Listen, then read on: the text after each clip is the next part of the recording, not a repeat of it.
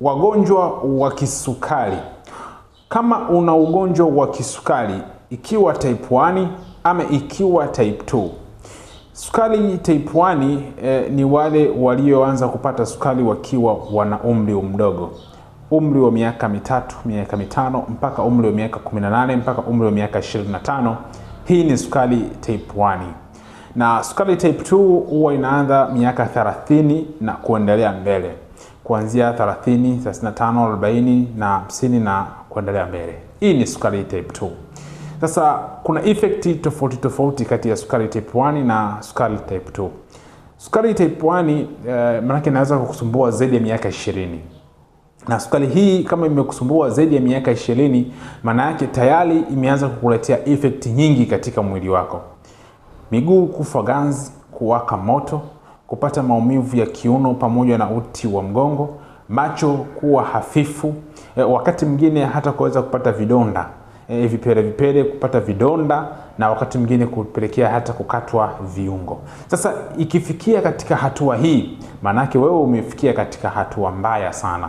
Na isifikie katika hatua ya kuweza kukatwa viungo. Na ikifikia katika hatua hii, manake itakuwa kongosho yako imefeli sana na haina uwezo wa kutoa ile homoni ya insulin.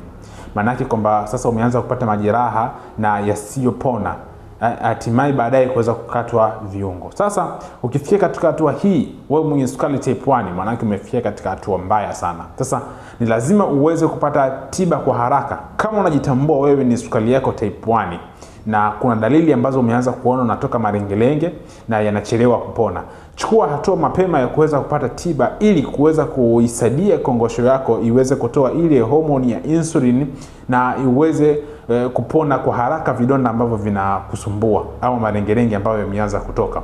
Kwa sababu kongosho kama haitoi ile homoni ya insulin ipasavyo, manake unakuwa unatumia dawa, lakini pia baadaye unakuwa unatumia sindano za insulin kwa ajili ya kuipa nguvu kongosho yako ili ipate msaada kuweza kutoa ile homoni za insulin.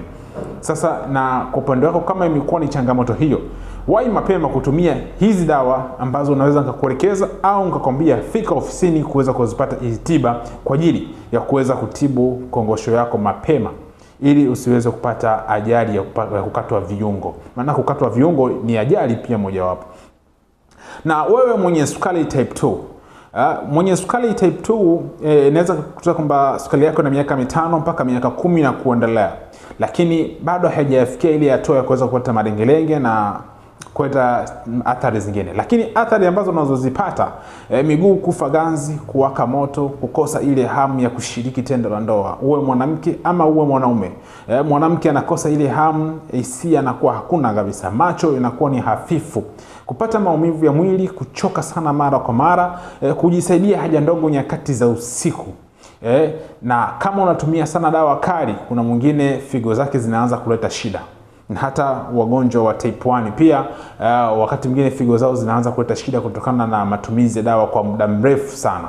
Sasa zipo dawa ambazo ni msaada mzuri, ni tiba nzuri kwa upande wako, kwa sababu zinaenda kurekebisha moja kwa moja kongosho yako ili iweze kutoa ile homoni ya insulin, na kuweza kubalance viwango vya sukari katika mwili wako uweze kukaa vizuri kabisa. Hivyo hii itakuweza kuondolea dalili zote nyemelezi na hata matatizo madogo katika mwili wako ambayo yameanza kujitokeza, yote inaweza kwenda kuondoa, kwa sababu inaenda kuipa nguvu kongosho yako, lakini pia inaipa nguvu figo zako pamoja na sehemu zinginezo za mwili ili kuweza kukaa poa na kuweza kurudi katika hali nzuri. Hivyo popote pale ulipo, mimi ni mtaalamu ninayekushauri kila siku kuhusiana na swala la tiba.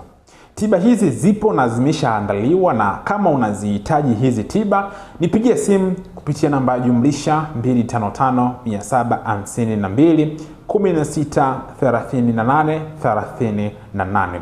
Popote pale ulipo unapata hizi dawa kwa ajili ya kuweza kutibu changamoto yako ya kisukari ili uweze kukaa vyema.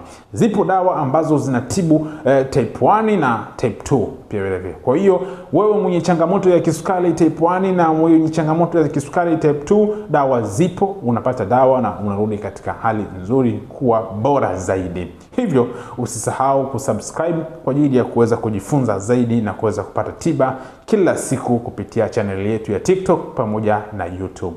Nikutakie siku njema, nikutakie kila la heri.